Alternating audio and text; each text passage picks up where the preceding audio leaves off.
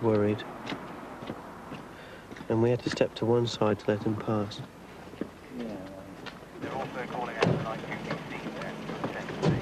If you require any more troops up there or any other assistance, could you give us a check?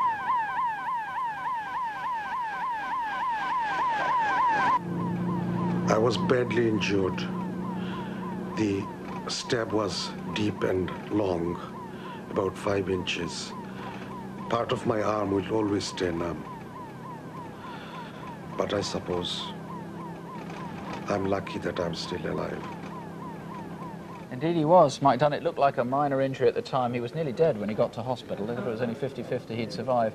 You're still no closer to finding a motive, I gather? No, the motive's unknown. We've ruled out robbery and burglary and theft, and we're quite convinced it's not a racial motive. Why? Why not a racial motive? One of the attackers is described as an Asian man, so we've got no reason to believe there was any racial motivation. We've got quite good descriptions of both the men. We've seen the Asian man a bit. The white guy, tell us about him.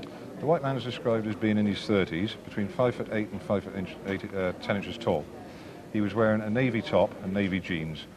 The most distinctive thing about this man is that he has strikingly blonde hair and a dark moustache. Pretty certainly a wig, that, isn't it? And possibly a false moustache as well. What about the Asian guy? The Asian guy is a little bit younger. He's between 5'4" and 5'8" tall.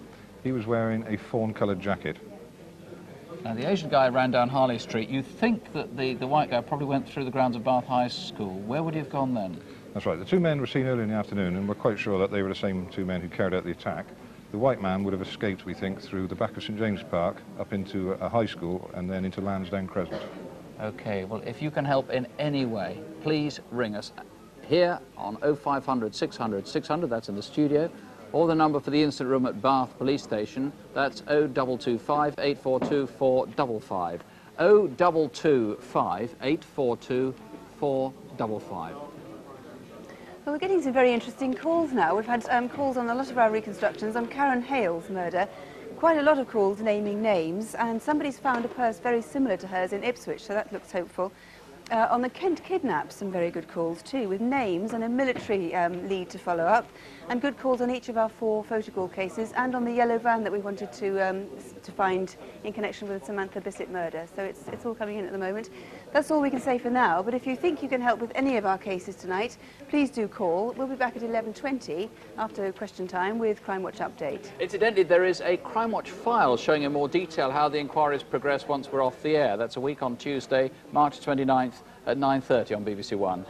Do remember, we've compressed isolated crimes into 45 minutes. These cases are unusual, and that's why we feature them. What's more, with luck, they're on the way to being solved. So don't have nightmares, do sleep well. Good night. Good night.